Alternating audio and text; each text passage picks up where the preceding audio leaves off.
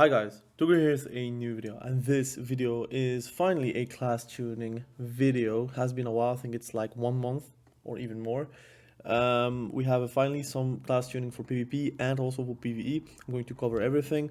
I'm not going to predict the meta because from what I've seen, it's very hard to actually know what's going to be the lasting effects of all the changes, especially the PvP systems changes, because it's all about the trinket and such.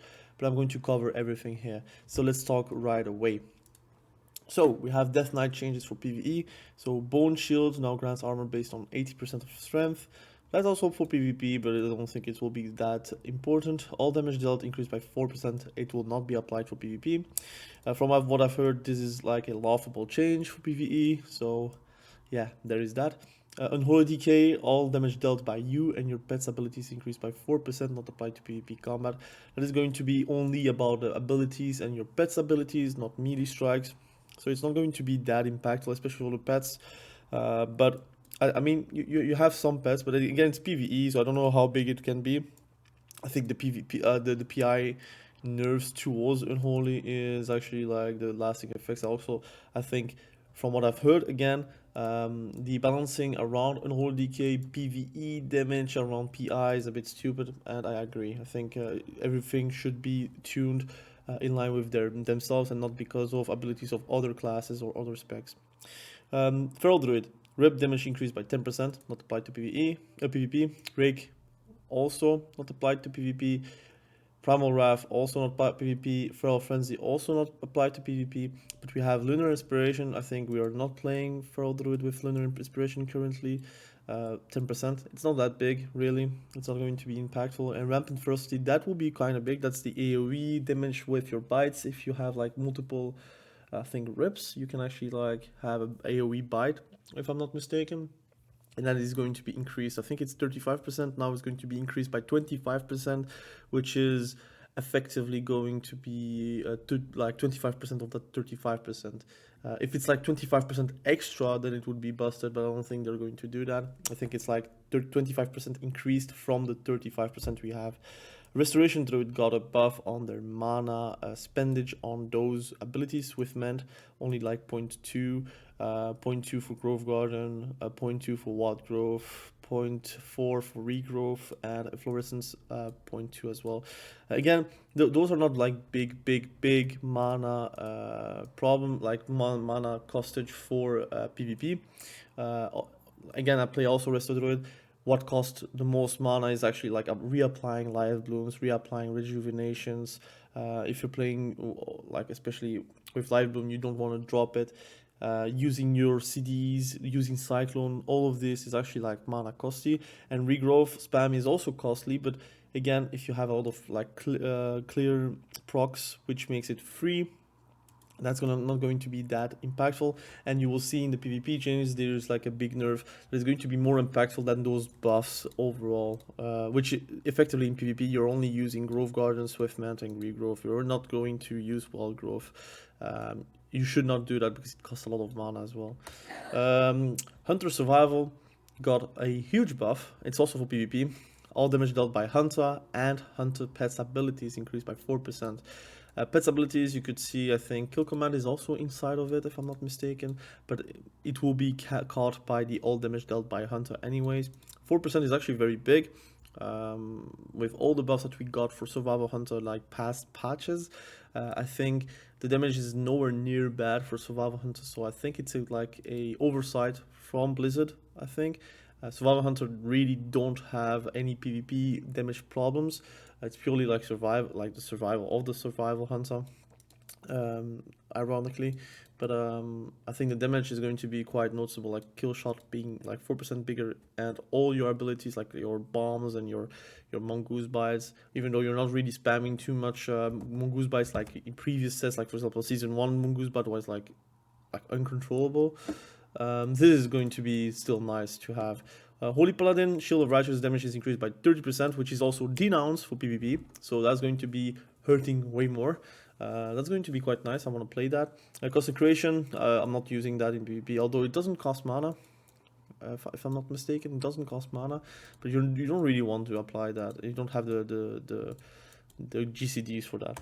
Retribution Paladin got a huge buff on Wake of Ashes and the 2 upgrades of Wake of Ashes, which is Truce Wake and Thieving Flames.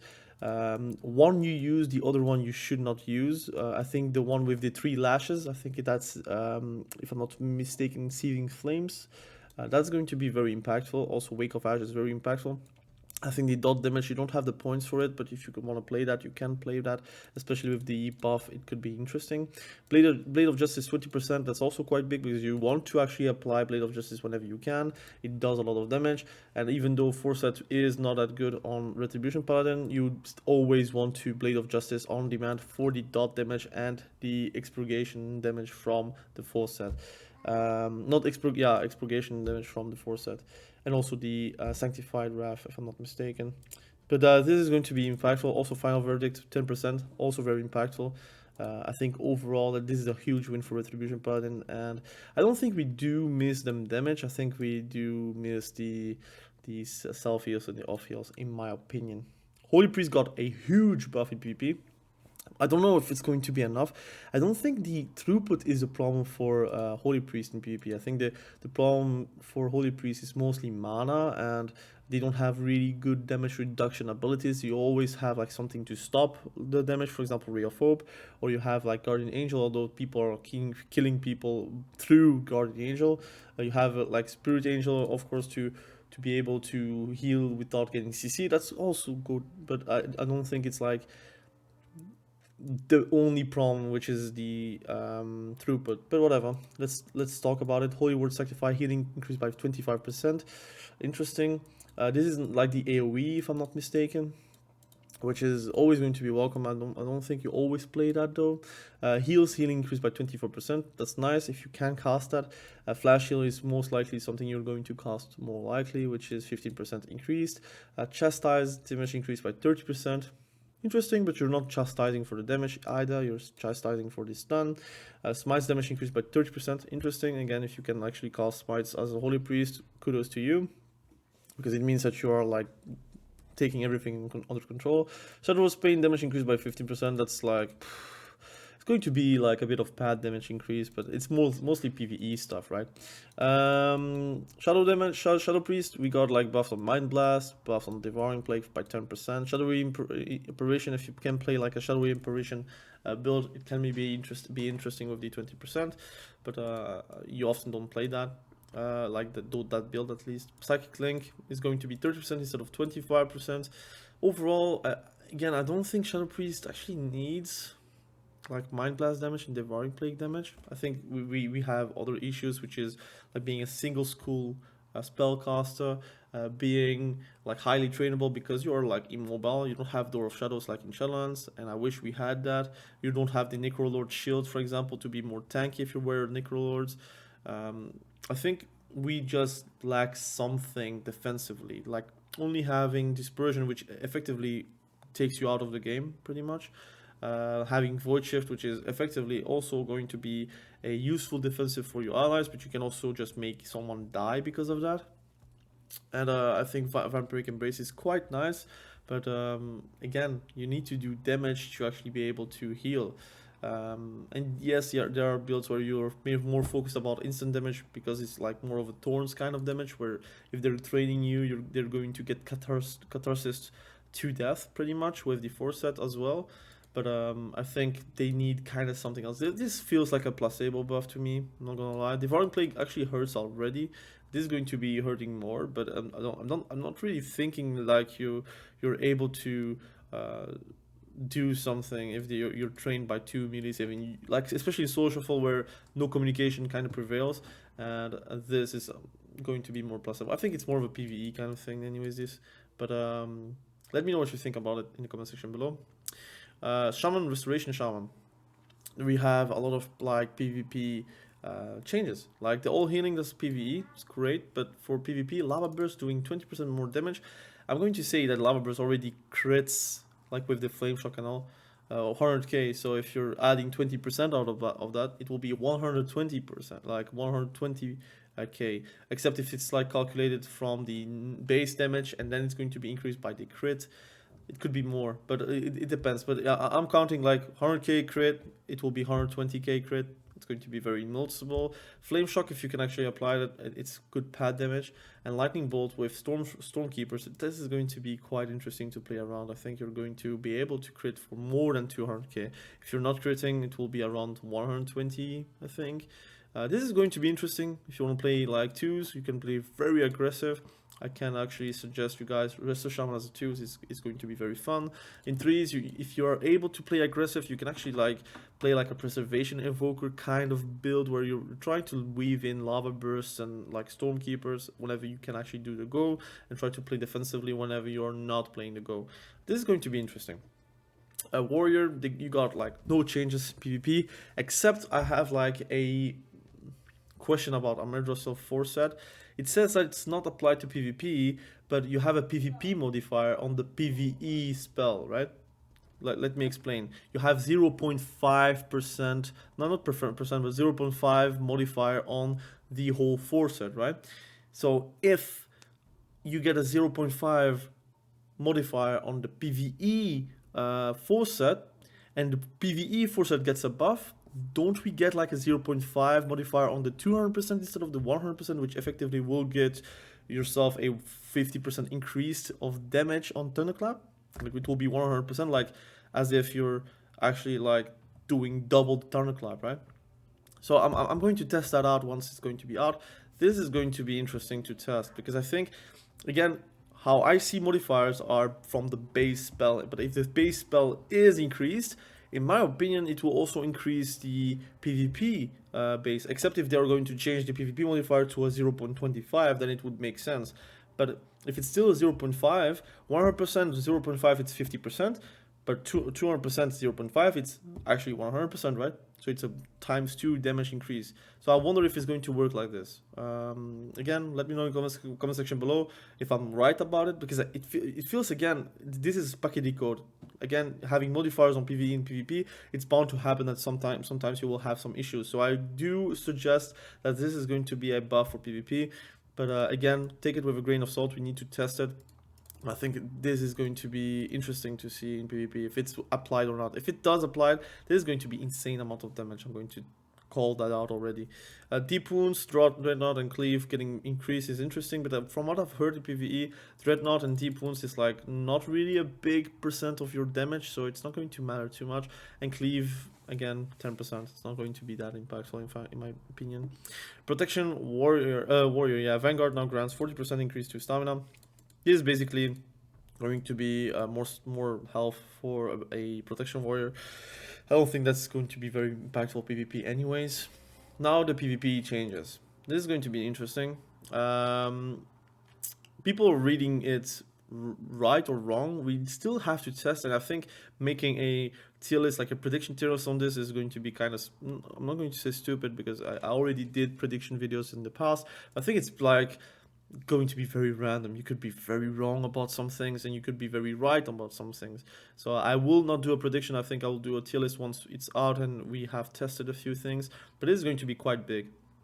Cloth specialization classes now gain an additional 34% armor in arenas and battlegrounds. This is going to be massive for warlocks, because warlocks already have like a 90% increase on armor, if I'm not mistaken, from demon skin. From the PvP, non-PvP talents, but from the class talents, you have a talent which can give you armor. This is going to be upon that, so it means 35% extra on the 90% you get from the cloth. So I think warlocks are going to be kind of out of hands. Versus physical damage, you already were like one of the better class like cloths to play against, but this is going to be quite interesting as well, so keep an eye on that. Priest is also going to be quite tanky versus warriors and such, especially disc priest. I'm thinking about like holy priest, maybe a bit of shadow priest sometimes, but again, I think shadow priest is highly targetable anyways. But this is going to be quite big. But from what I've seen, it looks like they want to normalize armor set, like armor, and that it is not really going to matter who you're hitting, if it's a warrior or a mage. But this is not going to be that different from the reality. I think mage is still going to be very squishy, like physical damage reduction wise, and a plate is always going to be more tanky for hunters, for example. But plate specialization classes now have their armor reduced by 30% in arenas and battlegrounds. This is actually a buff and a nerf for warrior versus warrior matchups, for example, your moral strike is going to hit more on on that class. But it is also a nerf because you're going to be on the receiving end. So overall, it's a status quo. It doesn't really change too much, except you're going to take more damage. But they also gave us a 10% buff on stamina for the 2 set of the trinket. So it will be 15% increased stamina instead of 5%. So you will have more health, which effectively maybe counteracts with the nerf and buffs towards the armor. We'll have to see. That's why I'm going to say that's very hard to predict anything. They could do like some spaghetti coding thing where mages are like more tanky than warriors, for example. But I don't think that's going to happen. Again, 35% of like very little is still going to be very little, and a lot reduced by 30% is going to be still a lot, but reduced by 30%. So I wonder if it's going to be very impactful or not. They didn't mention leather and mail, so that will be unchanged. I wonder if they are actually happy with how armor is actually functioning right now, except for cloth and plate specializations. So we have also a buff to healers by 5% for stamina. So their stamina is going to be quite close to the DPS stamina, like health, but still more than the DPSers. All fear and root effects in PvP may now take 100% more damage before cancelling in PvP combat. This is a buff for a lot of specs, and I think it's a buff for a lot of specs, like regardless. If you're taking the fear talents for warriors now, you get like a 300% more damage that can be taken before breaking. So that could be actually very strong, but we'll have to test it out because that's not a modifier that is on the list. So I'm looking forward to see. Also warlocks, I think affliction warlock, that's actually a big buff because often or not you fear and the dots are going to break the fear like instantly. That's actually a buff for them as well. Roots, I think root beam is going to be stronger, although people are reading this wrong because people are not playing balance druid. But deep roots increases the amount of damage required to cancel entangling roots or mass entanglement by 75%. That is a nerf, but nobody takes that PvP talent, by the way. Like if you're a boomy, you're not taking this. You're taking the crit talents, you're taking the cyclone reduction cast time, and you're taking either maybe thorns, disarm. There are multiple, like starburst if you're playing like a starfall build. You have multiple things that you can pick, but often or not you're not taking deep roots, and the same for restoration druids, and the same for feral druids as well. So this is going to be effectively taking out the cheese factor, because I assume they're doing that on purpose, because imagine you are augmenting 100% and then you take the PvP talent, you could effectively kill someone in a root beam. But this is to counteract the possibility of cheesiness that you can actually apply because of that change. So that's not going to be that impactful. But let's talk first about the unholy decay changes. So first 3 rules got a nerf by 15%. It's going to be quite noticeable. 15% is a lot because we also got a nerf like beforehand. So this is going to be quite big, but also the nerf towards death coil is also going to be quite big. 60% instead of 70%. You're still going to play like a death coil build. That's going to be bound to happen. Necrotic wounds also nerfed by 1% for both parts of the necrotic wounds PvP talent, so that's going to be also impactful. I think unholy decay is still going to be strong, but I think it depends on meta. If the meta is warrior meta, for example, good luck for unholy decay, so you're still going to be crunched. But if it's still like a magic dealing meta, I think you still have a place as unholy decay. It really depends. It really depends. So we will have to see if it's going to happen, especially with this change, like the cloth armor.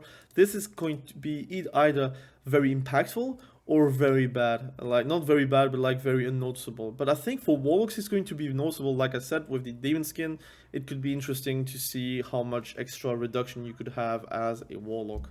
Moonkin form got a reduction of 24%. So again, that's actually a very big nerf, because they are not like mentioned in this changes. Feral frenzy. Feral Frenzy's regeneration, is no longer decreased by 20% in PvP for feral druids. It's going to be good for them because they can survive a bit longer. Although I think that's not enough. I think you just need to buff regrowth self heals, so at least they have an active thing to do whenever they are like in cut form. But that's my opinion. A restoration druid, like I said, they got nerfed. Mana regen is reduced by 50% instead of 45%. It's going to be very noticeable again. And healing reduced by 5%, which effectively will make you cast more spells in general. So that's also going to be quite noticeable as well. Mage, rigid eyes, increases the amount of damage required to cancel Frost Nova by 20%. 90% in PvP combat instead of 80%. From what I've seen, some people are not playing with that talent anyways, so it's a straight buff from the 100% we get from the general changes. But imagine if you're taking that talent plus this, it could be cheesy. That's why they're like preemptively changing it before it becomes something interesting. So again, we'll have to see. I think the forced for frost mages is the AoE portion of Glacial Spike, doing like AoE splash damage. That is not going to be reduced anymore. The splash damage was not doing too much damage anyways, but that now it's not going to be reduced. But I think, in my opinion, you don't have to play forced. You can play forced, but I think 2 set is enough. I think 2 set is the Glacial Spike increase, right? If you're playing with Glacial Spike, it's probably the only 2 pieces you want, like the haste mastery pieces. We have Monk Windwalker got a nerf on the 2 set. It becomes like 80% instead of 60% reduced. It's the blackout kick, like extra damage. You're still going to pick the 2 piece because you still have like a lot of great pieces you can take for the 2 piece.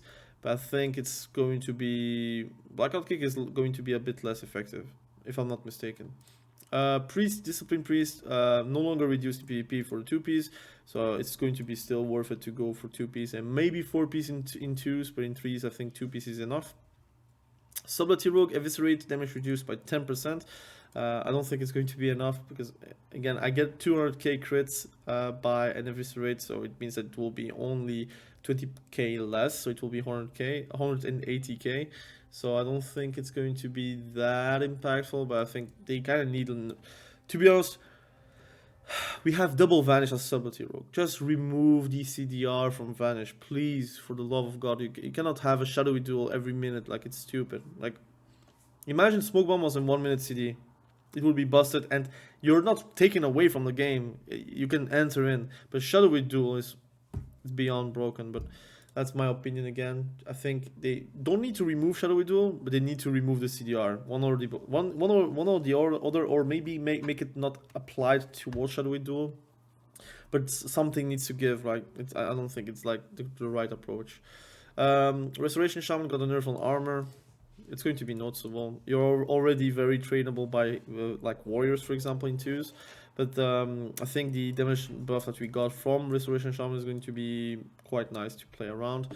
Warlock Nightmare, this is nerfed, so the PvP, the class talent that you can take to actually make it last longer after damage is going to be reduced by 30%. It's still a win, by the way, so don't care about that. And Warrior didn't get a change on it, so I think I'm going to play around that. And Fury Warrior got a buff, but it's a placebo buff because nobody plays Anger Management. Now reduces Recklessness and Ravage's cooldown by 1 second per 15 range spent instead of 20 range. Nobody's playing that, so people that complain about it, please, don't complain. We're not playing that. Nobody plays that. You need Reckless Abandon anyways. Like, there is no point in not taking Reckless Abandon in PvP. Maybe in PvE, it feels like this is a PvE change, to be honest. This feels like a PvE change, but whatever. Let me know what you think about it in the comment section below. I tried to explain everything, like every opinion about the changes and what it could change in the meta. But again, it's a prediction. I cannot say to you, like, this is going to be S tier, this is going to be A tier. I can predict, but it's I want to keep it for myself because I feel like predicting this is going to be very much a hit or miss. Like, either you're going to miss completely because, again, there is a lot of factors. Again, if DKs are nerfed, casters are going to be stronger, but if a warrior is stronger, a caster could be also still strong, but the DK is going to be even lower than that. And then you're going to have a triple down effect where DK could be a B tier from the sudden because of all the buffs that we have, like, step by step. But right now, there is no real buffs to Hunter except for Survival Hunter. No real nerfs or buffs towards the Age. No real nerfs towards Warlock. No real nerfs towards Balanced Druid. No real nerfs towards Subtlety Rogue because this is a placebo nerf in my opinion. No real nerfs to, I would say, any mage spec. So I think the meta will be kind of unchanged. That's my prediction right now. Again, don't take my word for granted. I think this is going to be like a hit or miss. But I think the meta will shift a bit. Healer-wise, I would say Resto Druid is going to suffer a bit more mana problems in social fall at least. In 3s, I think you can still always re-drink. but in social, I think you're going to suffer a bit more. But that's it though. So we'll have to see. I'm looking forward to the changes in trees in social, but I have to test it, and I won't be making a video with a new tier list probably, but also a new opinion on the meta analysis video. So I'm going to try to get a lot of data to actually see the triple down effect from this patch towards the new patch. Anyways, thank you for watching. Have a great day. Be sure to stay safe, and we will catch each other probably very soon in the next video. Have a great day. Bye.